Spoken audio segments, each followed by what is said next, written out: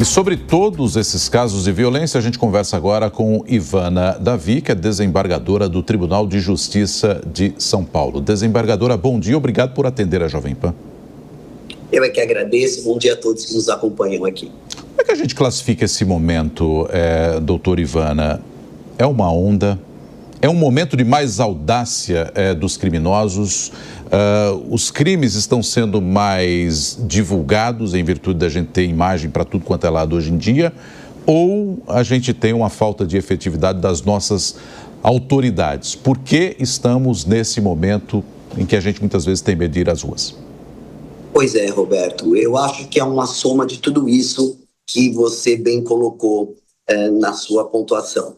O que a gente está vivendo, e eu já disse isso, em 34 anos de carreira, eu sou juíza de carreira, 32 de jurisdição criminal, nunca vivenciei, até porque trabalho com a matéria, tanta violência no país como um todo.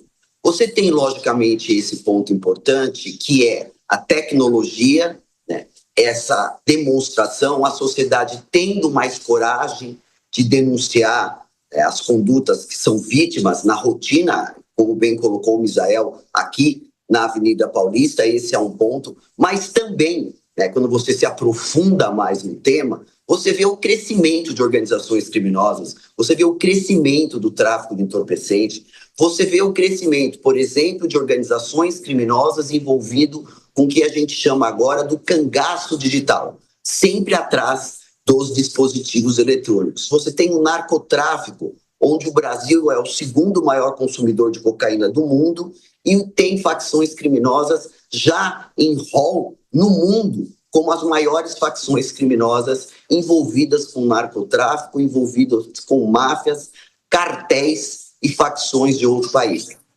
Então, a gente está vivenciando no nosso país, uma situação nevrálgica, onde você vê crime por todo lado e em que pese essa colocação de que os números retratam diminuição, não é o que a sociedade sente nas ruas e muito menos o que elas narram quando são vítimas dos nossos processos. Desembargadora, muito bom dia. Soraya falando, obrigada pela entrevista. Na semana passada, a polícia prendeu aquele segundo envolvido no latrocínio que matou um ciclista aqui na cidade de São Paulo, em frente ao Parque do Povo. E nas imagens a gente vê que eles acabam matando o Vitor Medrado antes mesmo de pegar o celular, Quase que os nossos celulares estão sendo alvos da violência. Por que esses crimes estão se multiplicando com tamanha violência, Parecem estar com mais violência ainda, aumentando, claro, a sensação de insegurança nas cidades para a população.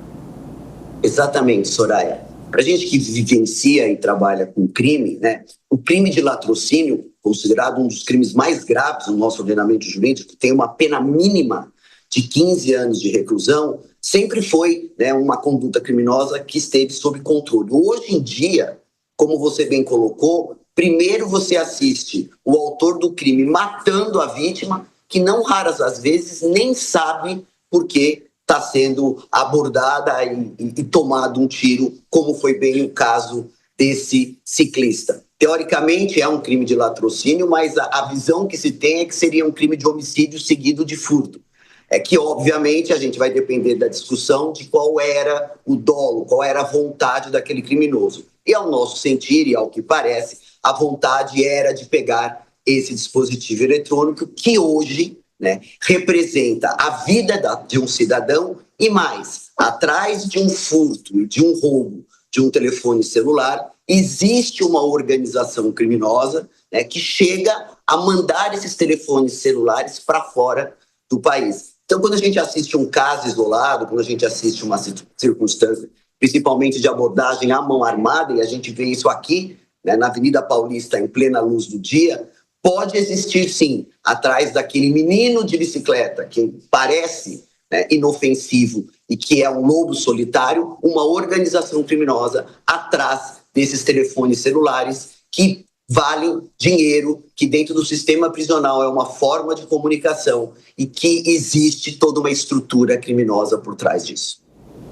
Agora, desembargadora, tem uma outra discussão também, aqui eu vou ampliar para o Rio de Janeiro também, não só em São Paulo, que é amanhã, daqui a pouco a reportagem da Jovem Pan vai trazer detalhes da retomada do julgamento da chamada DPF das favelas, né, que é aquela arguição de descumprimento do preceito fundamental, um instrumento que o Supremo tem para fazer com que o que seja feito pela polícia seja algo que esteja dentro da nossa Constituição.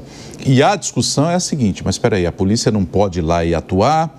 Como é que ela vai entrar lá contra o armamento perigoso que tem os marginais e, ao mesmo tempo, proteger a população, mas ela também não pode entrar porque senão ela vai matar inocente? Qual é a impressão que a senhora tem a respeito dessa discussão em torno do julgamento da DPF das favelas? E a impressão que dá é que... Impressão não. A gente tem reportagens dizendo isso, que há uma espécie de estado paralelo, por exemplo, no Rio de Janeiro, em algumas comunidades, em que o cidadão é achacado pela cobrança de impostos do miliciano, às vezes do traficante, e aí para ter um sinal de internet também tem que pagar alguma coisa, e por aí vai.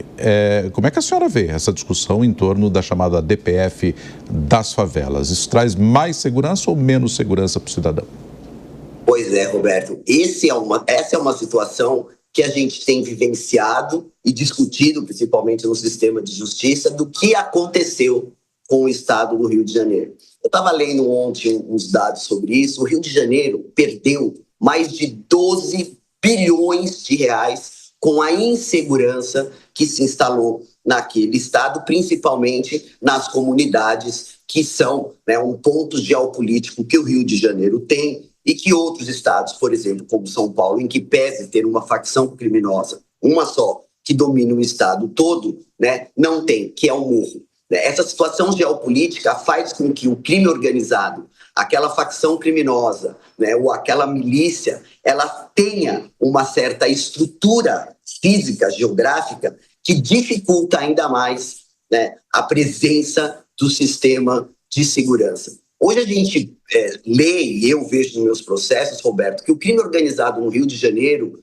vende, aluga espaço para criminoso e se homiziar e se esconder naquela comunidade, porque tem ou vende essa hipótese de que lá o criminoso, não raras às vezes procurado pela justiça, está seguro, entre aspas, porque a polícia não entra. Ou seja, se tergiversou, se mudou toda a estrutura de segurança, né, existindo ou se instalando pontos físicos onde o sistema de segurança não pode entrar. Claro que quando você vai estudar o voto e o julgamento ainda está em andamento, eu estou impedida de me manifestar sobre isso, existem exceções onde a polícia pode se estruturar, pedir autorização, tem toda uma logística, digamos assim, para a polícia entrar naquela comunidade. Mas é uma guerra assimétrica, como bem a gente coloca. Enquanto o delegado de polícia, que está presidindo uma operação, ou a polícia militar, ou uma operação-tarefa, né, como eles fazem lá, tem que pedir autorização e tem que se estruturar, o crime já foi. Né? O crime não tem limites, o crime não tem fronteira, ele não precisa de autorização judicial. E você tem, né, esse descompasso entre o sistema de segurança e o sistema de justiça e o crime organizado, que, como bem a gente conhece, e nós já falamos sobre isso aqui no Jornal da Manhã, só cresce no nosso país. Hoje temos desenhado pelo próprio Ministério de Segurança 88 organizações criminosas, muitas delas no Rio de Janeiro, mandando no estado. Falando ao Jornal da Manhã, a desembargadora do Tribunal de Justiça de São Paulo, Ivana Davi. Doutora Ivana, muito obrigado pela gentileza, um bom dia à senhora. Eu é que agradeço, até a próxima.